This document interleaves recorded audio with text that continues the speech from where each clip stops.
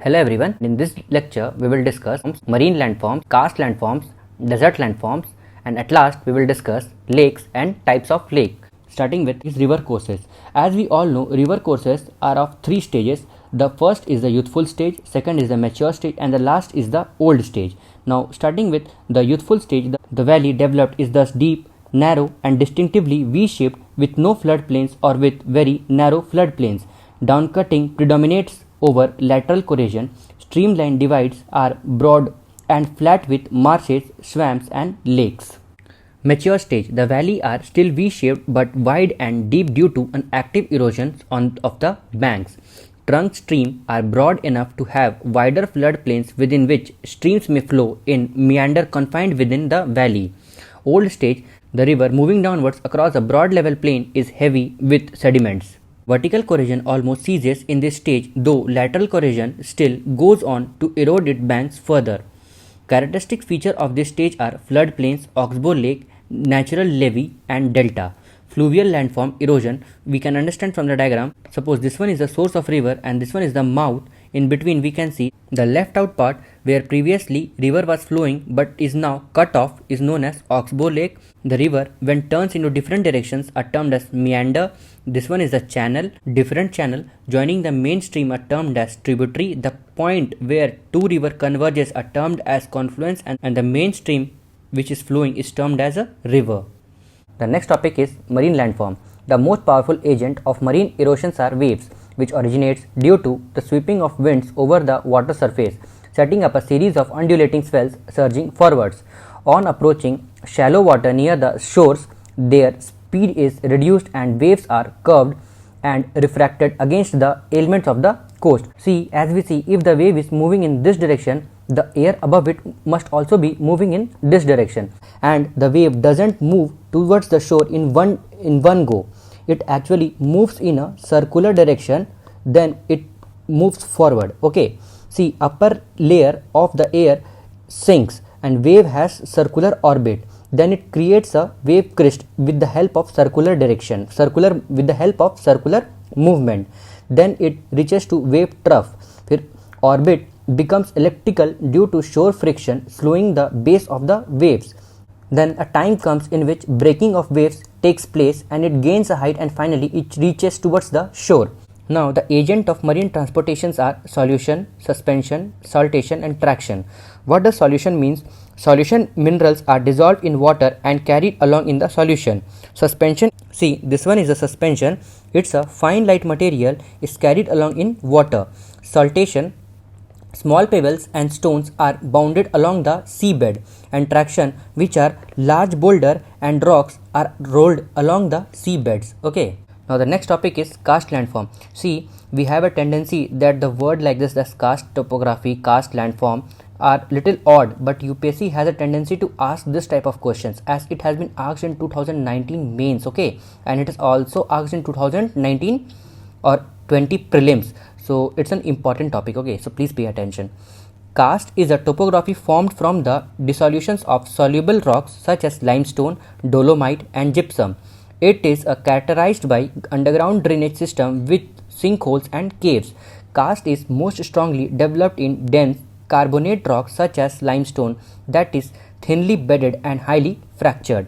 Karst is also most strongly developed where the water table is relatively low, such as in the uplands with entrenched valley and where rainfall is moderate to heavy. See, the karst topography is formed over here. This one, stalactite and stalagmite are the forms which are termed as karst topography. Okay. Characteristics of karst landform. The most spectacular underground feature that adorns the limestone caves are stalactites, stalagmites and calcite pillars. See, these stalactites are sharp, slender, downward growing pinnacles that hang from the cave's roofs. See, let me show you in its diagram.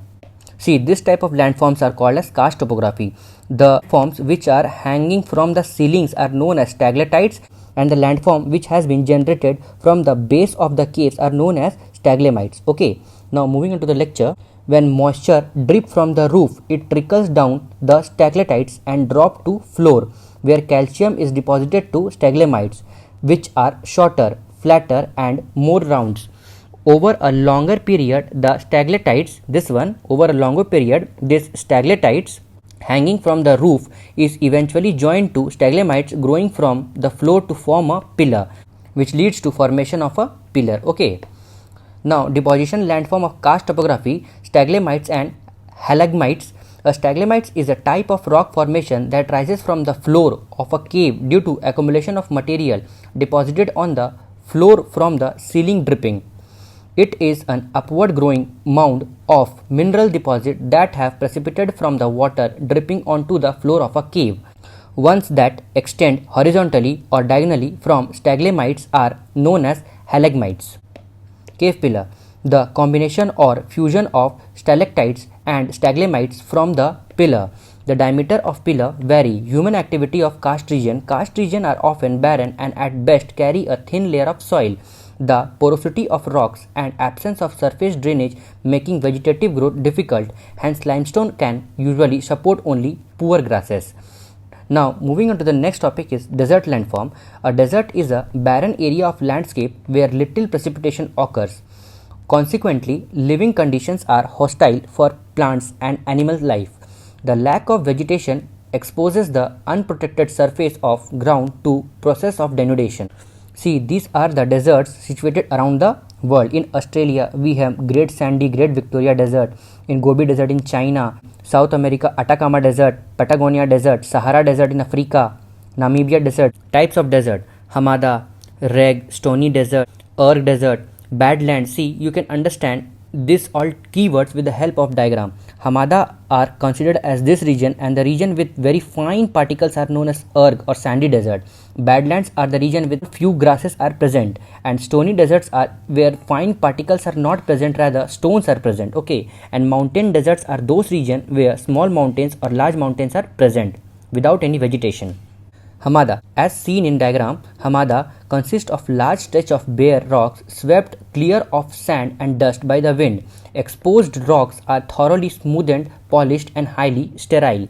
Reg or stony desert composed of extensive sheets of angular pebbles and gravels which the wind is not able to blow off. Stony deserts are more accessible than sandy deserts and large heads of camel kept there. Erg or sandy deserts, also known as sea of sand, winds deposit vast stretch of undulating sand dunes in the direction of winds. Badlands consist of gully and riverine formed on hill slopes and rock surface by the extent of water action, not fit for agriculture and survive, and badlands finally leads to abandonment of entire region by its inhabitants. Now the last, which is mountain desert which are found on highlands such as on plateaus and mountain range where erosions has dissected the desert highland into rough, chaotic peaks and uneven ranges. Their steep slopes consist of wadis, dry valleys, with sharp and irregular edges carved due to action of frost. Now moving on to the next topic is lakes and type of lakes. Lakes occupy the hollow of land surface in which water accumulates and vary tremendously in size, shape, depth and modes of formation. But in region where evaporation is greater than precipitation and only few streams filling up the lake form saline water lakes such as Dead Sea, Great Lakes of Utah.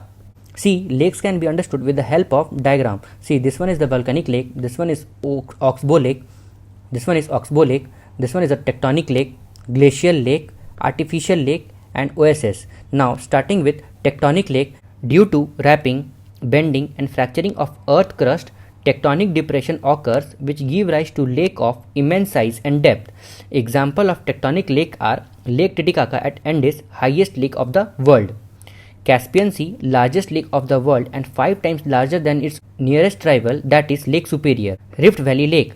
Due to faulting, a rift valley is formed by sinking of land between two parallel faults which is deep, narrow and elongated in character. Water collects in this trough and their floors are often below sea level. Example, Lake Tanganyika, world's deepest lake, and Dead Sea, world's lowest lake. Lake of tectonic origin. See, this one was the host and this one was the graben.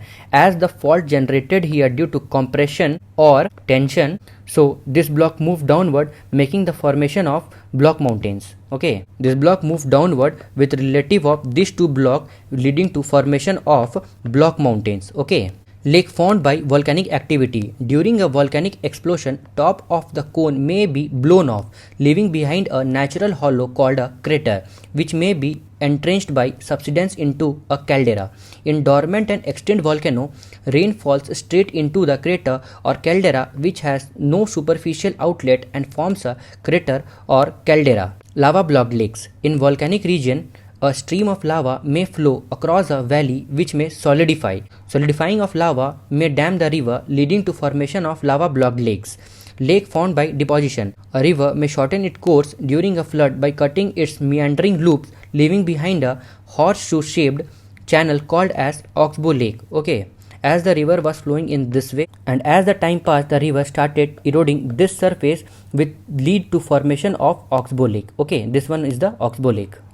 Now the main course of the river is this, leaving behind this region. This whole lecture was revolving around the topic landform systems. I hope your clarity towards landform has become much more clear. Thanks.